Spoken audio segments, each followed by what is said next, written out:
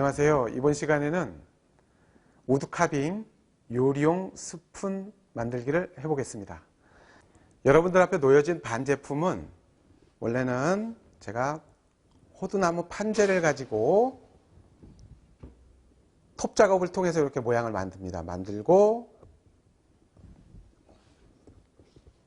사포 작업을 통해서 이렇게 반제품을 만들어서 여러분들한테 체험할 수 있게 이렇게 준비를 했는데, 여러분들이 해야 될 일은 이 반제품을 가지고 이렇게 요리가 들어갈 부분을 조각도를 이용해서 파내고 마지막에 사포질을 하고 나서 오일 작업까지 하는 겁니다. 자, 반제품을 가지고 아까 보이신 것처럼 조각도를 이용해 덜어낼 부분을 표시를 해줘야 돼요. 자, 연필을 이용해서 원을 그려보도록 하겠습니다. 이 바깥과 경계는 한 2-3mm 정도 띄워서 원을 그려주시고요. 천천히 될 수 있으면 원과 아주 흡사하게 그려주시면 돼요. 아주 정확하지 않아도 됩니다. 이렇게 보면 이렇게 그려졌을 거예요. 그러면 이 안쪽은 조각도를 이용해 덜어낼 부분이고, 여기 2-3mm 남은 부분은 경계가 되는 부분이에요. 그래서 원 안쪽을 덜어내도록 하면 됩니다. 자, 그러고 나서 이 숟가락 중심을 잡아 주셔야 돼요. 그러면 가로로 원 중앙에 가로 지름을 하나 그리고 위에서 아래로 이렇게 열십자를 하나 그려주시면 중간에 꼭지점이 하나 나오죠. 여기까지 표현을 해주시면 됩니다. 오늘 여러분들이 카빙에 쓰는 조각도에 대해서 설명을 해드리겠습니다. 여러분들 조각도 하면 이렇게 일자로 된 일자 모양의 조각도를 많이 알고 계신데, 오늘 쓰일 조각도는 일자에서 약간 구부러진 조각도를 사용할 겁니다. 이걸 곡환도라고 합니다. 곡환도. 휘어진 조각도라고 생각하시면 돼요. 자, 조각도를 쓰기 전에 연마가 필요합니다. 조각칼을 이용하시다가 나무가 뜯기거나 깔끔하게 안 떨어질 때는 연마를 해야 돼요. 칼을 갈아서 써야 되기 때문에 가르쳐 드리겠습니다. 연마를 하는 데는 종이사포를 씁니다. 종이사포는 두 종류를 쓰는데, 여기 보면 800번, 1000이라고 써 있죠. 1000번. 이게 800번, 1000번. 800번은 좀 거칠고 1000번은 좀 미세해요. 그러면 뭐부터 해야 될까요? 거친 800번을 가지고 연마를 먼저 시작을 하고 다음에 1000번을 가지고 연마를 하면 됩니다. 연마하는 방법은 바닥에 이게 휘었고 반원이기 때문에 바닥에서 10도, 20도 이상 살짝 사포에 대고 굴려듯이 반원식으로 이렇게 그리듯이 해주시면 됩니다. 면 모습으로 그려지면 제대로 되는 겁니다. 이렇게 7번, 8번 정도 해주시고요. 자, 7, 8번 해주시고 만져보시면 처음보다 더 부드러움을 느끼실 거예요. 800번이 끝나고 또 1000번을 가지고 역시 마찬가지로 반원을 그리듯이 선이 나오면 안 돼요. 넓게 면이 나와야 돼요. 이렇게 해서 7, 8번 됐습니다. 이렇게 해주시고 역시 손으로 이렇게 만져보면 더 부드러워짐을 느낄 수 있을 거예요. 자, 본격적 카빙을 위해서는 손으로 잡고 이렇게 카빙을 하게 되면 엄청 위험해요. 처음 하시는 분들은 이런 준비된 베이스판이 필요해요. 베이스판이라고도 하고 작업판이라고도 해요. 보면 작업판에 보면 부재를 물릴 수 있는 클램프가 2개가 있거든요. 클램프를 풀어서 바닥에 놓고 손잡이 부분을 꽉 조여 주셔야 돼요. 그래서 이렇게 꽉 조여 주시는데, 너무 꽉 조이면 부재가 부러질 수 있으니 움직이지 않을 정도만 꽉 조여 주시고, 조각칼 잡는 법을 간단히 설명드릴게요. 조각칼은 이 베이스판에 지금 이렇게 물려있는 상태라서 베이스판을 명치에다 대고 조각을 해야 되기 때문에 우리는 바깥에서 안으로, 조각칼 잡는 방법은 여러 방법이 있는데 이 요리용 스푼을 만드는 데 있어서는 바깥에서 안쪽으로 조각 카빙하는 방법으로 생각하시면 돼요. 이렇게 너무 이렇게 길게 잡으시면 다칠 염려가 있어요. 그러니까 될 수 있으면 짧게, 물론 저는 손이 커서 짧게가 되는데 여러분들 손이 작으신 분들은 작기가 엄청 힘들 거예요. 그러면 자기에 맞게, 아 내가 이렇게 해보니까 작업이 쉽다 이럴 때 쓰시면 되고요. 여기 보면 이렇게 나무 나이테가 있어요. 나이테가 이렇게 위에서 아래로 나와 있는데 여기서 숟가락 머리 부분이 이렇게 돼 있는데 위에서 아래로 이렇게 일직선상으로 파면 뜯겨요. 그렇기 때문에 원에서 45도로 이렇게 넣어주시면 돼요. 이렇게 45도로 자 해보겠습니다. 명치 끝에 바짝 대고 조각칼을 잡고 시작합니다. 지금 보면 부재를 제가 클램프에 꽉 조였는데 부재가 살짝 움직이거든요. 이럴 때는 이렇게 잡아주셔도 돼요. 대신 조각 날 움직이는 방향이랑 약간 비켜서서 잡아주시면 돼요. 이런 식으로 해서 카빙을 해보겠습니다. 45도죠? 이렇게 이런 식으로 해서 이쁘게 뜯기죠? 자, 하다 보면 어떤 분들은 보면 계속 이 자세로 손만 돌려요. 이렇게 손만 돌리면 틀림없이 또 뜯겨요. 이렇게 뜯기거든요. 뜯길 때는 이렇게 돌리세요. 베이스판을 과감하게 베이스판을 돌려도 되고 아니면 앉아서 하지 말고 일어서서 몸을 움직이세요. 이런 식으로. 네, 이런 식으로. 밑에도 마찬가지예요. 이렇게 해서 파시면 돼요. 파낸다는 표현이 그렇지만 사실은 파내는 거 덜어내는 거예요. 이런 식으로 해주시면 되고요. 선생님 바깥에서 안으로 눈이 중간이 안 파지는데요. 이러면 중간은 또 동그랗게 전체적으로 파놓고 나서 중간 부분 파는 방법을 또 가르쳐 드릴게요. 요즘 ASMR이라고 소리로 만족감을 느끼는 사람들이 있는데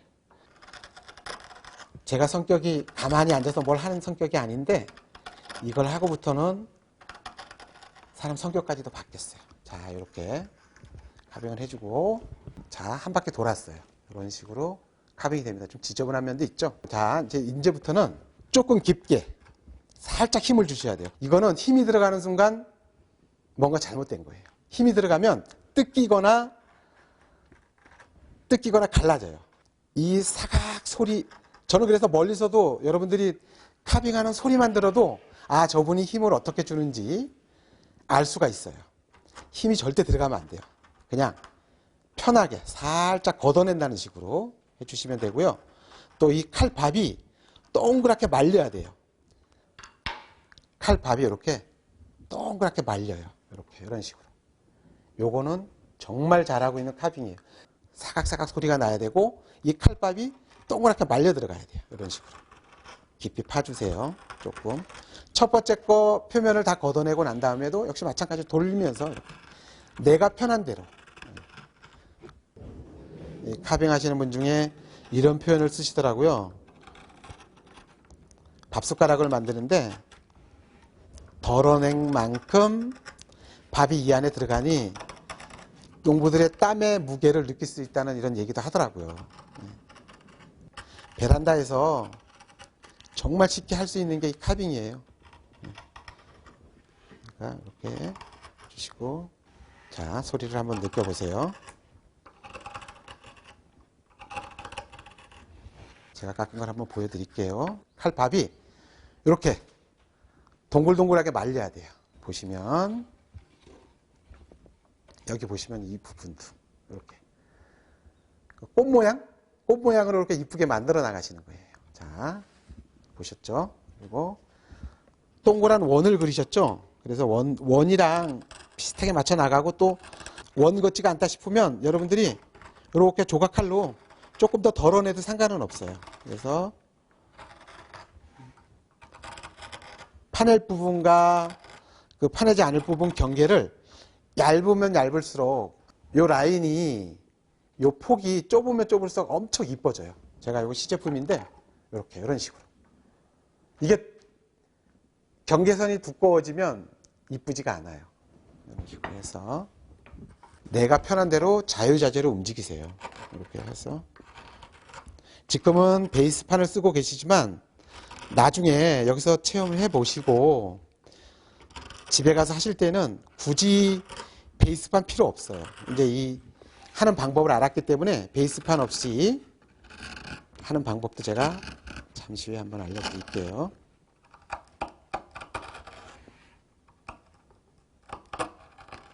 지금 이렇게 둔탁한 소리가 나오죠. 이런 둔탁한 소리는 방향이 잘못돼서 그래요. 45도가 아니고 180도 부분에 칼짓을 제가 해서 그러거든요. 소리가 틀려요 벌써. 한번 중간 점검을 해야 되거든요. 이렇게 해서 베이스반 클램프를 풀고 풀어보세요. 풀어서 탁탁 털어서 한번 보시면 동그란 원이 나와야 되는데 좀 울퉁불퉁하죠. 그러니까 이 부분은 여러분들이 연필을 가지고 다시 수정을 해주시면 돼요. 라인을 그리는데 아까 말씀드린 대로 이 폭이 경계선이 선 모양으로 갈수록 좋아요. 이쁘니까 다시 그리세요. 이렇게 이쁘게 살짝 그려서 살짝 다시 그리고 살짝 그려서 네, 살짝 그려서 다시 클램프에 물려서 작업을 해보도록 하겠습니다. 아까와 똑같이 한쪽만 계속 파시면 안 돼요. 돌려가면서 나중에 돌아가셔서 나무 같은 걸 구입해서 하실 때는 나무가 진할수록 딱딱한 나무예요. 이 요리용 스푼을 만들고 나면 만들 게 엄청 많아요. 자신감이 붙으면 접시 있죠. 접시도 직접 깎으셔도 돼요. 안 될 것 같죠? 호두나무 접시 깎아 놓으면 정말 이뻐요. 일상생활에서 쓸 수 있는 거 전부 깎으실 수 있어요. 조각칼 하나만 있으면. 베이스판을 빼고 하는 작업을 제가 알려드릴게요. 대신 베이스판을 빼기 전에는 거의 한 8, 90% 완성된 상태에서 베이스판 없이 작업을 하셔야 돼요.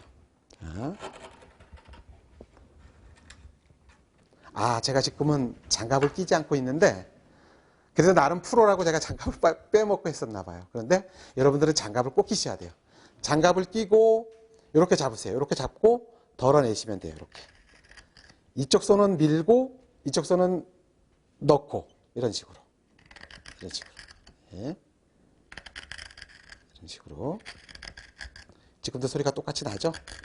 마무리 8, 90% 작업이 끝났을 때는 베이스판에서 빼서 이런 식으로. 네.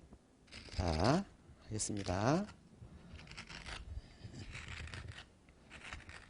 자, 어느새 짜잔 완성이 됐습니다. 약간 좀 좀 두툼하죠? 요 두툼한 부분은 사포질로 마무리를 하겠습니다. 그러면 깔끔하게 나옵니다. 그러면 220번 같은 경우에는 종이 사포예요. 그러면 이렇게 접어서 자를 수가 있어요. 이렇게 이런 식으로 이렇게 잘라지죠.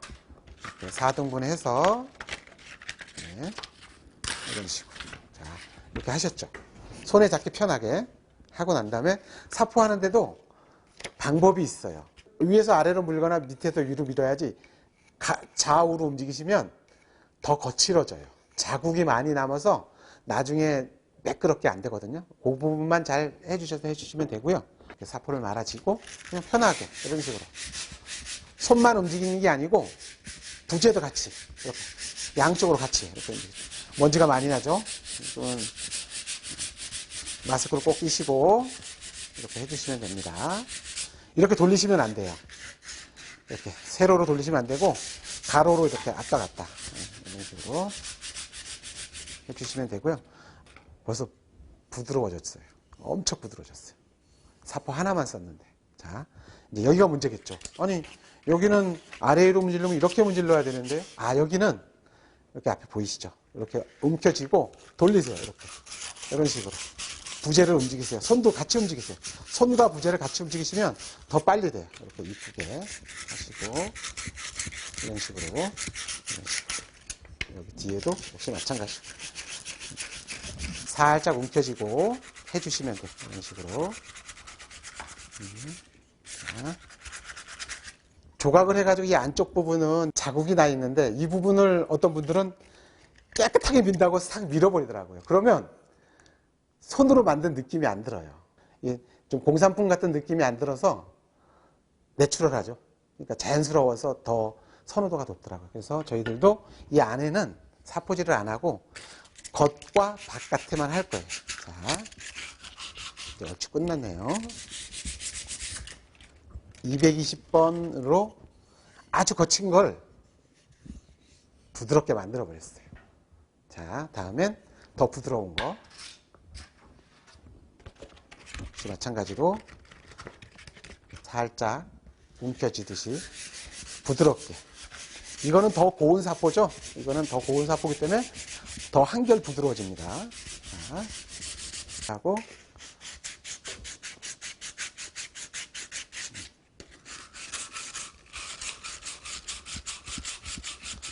이 상태로 천으로 싹 닦고 나서 오일을 바르면 좋은데 다 이 완성돼서 이렇게 보면 거칠거칠한 부분이 생기거든요. 이럴 때는 이걸 방지하기 위해서 저 같은 경우에는 스프레이로 물을 뿌려줍니다. 물을 뿌려주면 이게 나무가 물을 먹어요. 물을 먹으면서 거스럼이 있죠. 위에 지금은 반질반질한데 물을 뿌려가지고 말려놓으면 이 나무가 물을 흡수하면서 거스러미가 이렇게 바깥으로 돌출이 돼요. 그러면 다시 사포질을 가지고 사포질을 또 하는 거예요. 이런 식으로. 제 완성품이랑 한번 비교해 볼까요? 이거는 지금 5일까지 다 해서 진짜 100% 완성품인데 이건 이제 95%예요. 5%는 뭐냐면 싹 닦아서 오일만 바르시면 돼요. 오일은 어떤 걸 쓰냐면 부처블락이라고 미국 FDA 승인받은 음식물에도 적합한 오일이고요. 그리고 200년에서 300년 동안 오랫동안 쓰인 오일입니다. 그래서 안전성이 검증된 오일을 쓰는데 아주 간단합니다. 자, 한번 보여드릴게요. 일단 장갑을 끼고 비닐 장갑 있죠? 비닐 장갑을 이용해 주시고 일단 오일을 바르기 전에 천으로 싹 닦아내야 돼요. 이렇게 깨끗이 닦아내면 하얗던 천이 검해져요. 싹 닦아내야 오일도 잘 먹습니다. 전부 닦아냈죠. 닦아내고 난 다음에 브러쉬를 이용하거나 이렇게 이런 식으로 듬뿍 발라주세요. 이렇게 많이 스며들게 이런 식으로 붓을 이용해도 되고 천 있죠. 이렇게 천을 이용해서 살짝 담가서 이런 식으로 발라주세요. 과감하게 이런 식으로. 이런 절단면 부위에는 조금 더 많이 발라줘야 돼요. 흡수율이 더 좋거든요. 그래서 싹 발라주시고 이렇게 하고 10분? 따뜻한 날에는 한 10분? 10분 내외. 이걸 오랫동안 30분, 40분 잃어버리고 있다가 마무리 작업을 하게 되면 찐덕찐덕해지거든요. 자, 오늘 날이 따뜻하니까 바로 닦아내도록 하겠습니다. 스푼에 스며 들어간 오일 외에 바깥으로 내뱉는 오일이 있거든요. 이런 걸 싹 닦아주셔야 돼요. 오일 냄새가 살짝 나는데 바짝 마르면 오일 냄새도 안 납니다. 그러니까. 자, 오일 작업까지 모두 끝냈습니다. 바로 쓰실 수는 없고요. 이 오일은 한 일주일 정도 햇빛이나 이런 데 말릴 필요 없이 그냥 실내에 두셨다가 쓰실 때 일주일 후에 미지근한 물로 한번 살짝 헹궈서 써보시면 되겠습니다. 오늘 체험에서 우드 카빙을 끝내지 마시고 마음이 혼란스럽거나 속 시끄러울 때는 이 우드 카빙을 한번 생각하셔서 아주 저비용으로 큰 만족을 느낄 수 있는 취미라면 취미거든요. 한번 해보시면 마음의 안정과 내 안에서 들끓고 있는 이런 갈등이라든가 이런 거를 일소에 해소할 수 있다고 말씀드리고 싶어요. 그럼 이상 마치겠습니다.